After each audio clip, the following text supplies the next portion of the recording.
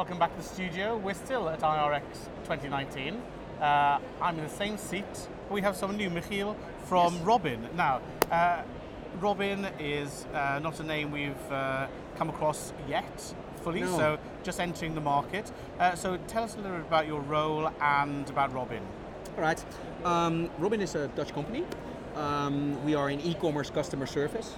We serve about 120 leading e-commerce stores in the Netherlands. We are focused on helping our customers build a sustainable operation, as well as boosting the performance of the customer service. And we're now entering the UK market with two customers currently, right. Revolution Beauty and Soap.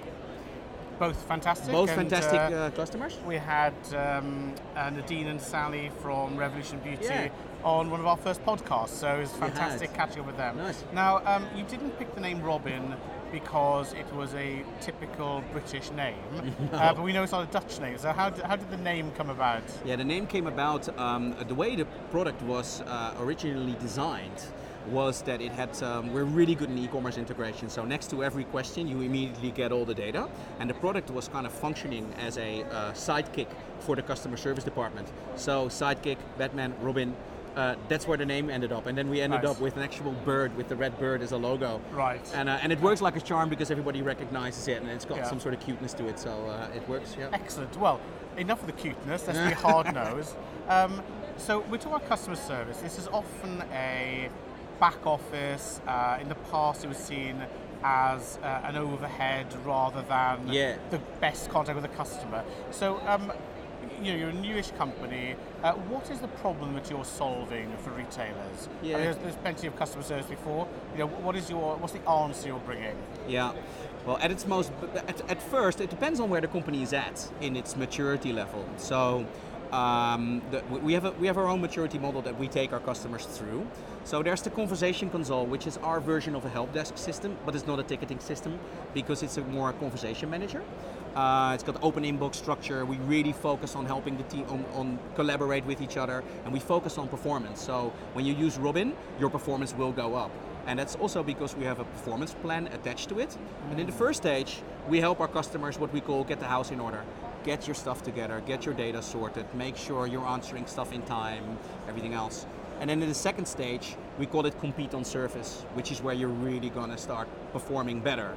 So, I mean, there's so many different customer service software systems, and it's a bit the same that it's a Windows laptop essentially gets the same job done as an Apple, MacBook, but it's a different experience, and usually the output is different as well. Of course. And it's the same with the systems like us. It's a completely different design, it feels different, but essentially it brings all the customer service questions in one place, from all channels, with the integration, so you get like the 360 view. And we help these customers, these e-commerce stores, answer faster and more effective, which is in the end what you want. And so out of your clients, who do you think is really exemplifying the best use, the people who really are engaged with their customers? I mean, one of the first clients, that we signed up, bigger clients, is a company called Body and Fit Store, and they're part of Glambia now, which is apparently a big name in the UK. Yeah. And these guys are for the fitness people. For the fitness people, And these guys are nailing it. So they had this quality rule, not more than 10, 12 conversations an hour. As soon as we go above that, Remco, the customer service manager, walks up and says, "I need new folks," and they're so caring about their advice that they're always online with live chat. And many e-commerce stores want to go with live chat, and then they switch it on Monday. Yeah, exactly. And on Tuesday it's off because too many phone calls. Too many phone calls. People busy. I got too sick. And it's a strategic decision to start speaking in real time with your customers. Yes. And when companies really embrace that, which is what they did, you see big conversions. These guys convert 50% of all their chats in the cart, 33% side-wide. So they have dietists as second-line people for advice. They get the most extraordinary questions, and you can ask them that. Yeah. So they see the fact that you can ask them a question is a strength to actually build that customer relationship. But this is what I find exciting about the approach, is that it's moved away from let's use chat or workflow to control undertrained cheap staff to save costs, Yeah. and really leaning into that engagement with customers with great staff. Yeah. And so this is a real, I think, important shift you're seeing in the market. It is. And I think as well, I like the conversation aspect, because if you look back over a lot of the ticket systems, you start off asking question one, and after a while you've had 3 or 4 iterations. It's a different question. Yes. It's a conversation, not a question. It is, yes. It usually changes the conversation. That's true. Yeah. So in some ways, the rest of the market is catching up with you. So you started doing that. I would say now that people who I talk to are aspiring to this approach with their customer engagement. But on the basis you're not standing still, what's coming next from you? From us, yeah. I think we want to really make the connection between customer service and customer experience, because, I mean, customer experience has been the buzzword since 2014, 15, 16, it just keeps being the buzzword.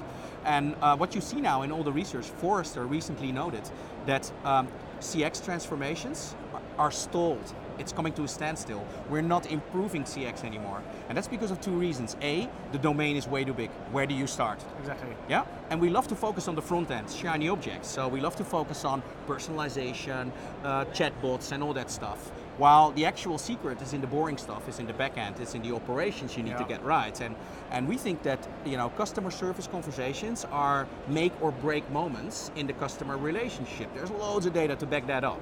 And we think that these touch points are critical touch points in the CX, and you need to manage them as such. So we think that customer service will more and more will become the centerpiece of smart customer experience management, actually looking at that data. And you know, what the big question is I'm getting here from everybody, how can I reduce the volume of customer service questions? And then I go, well, which questions would you like to have less Which of? ones, exactly. Well, what? Yeah. Like, just less. And I go, well, wait a minute, you know, you got like 30% conversion on pre-sales, maybe a bit more of that and a bit less of that. Exactly. You know, you've got your bottable questions, stuff that you can actually automate. It's about this much.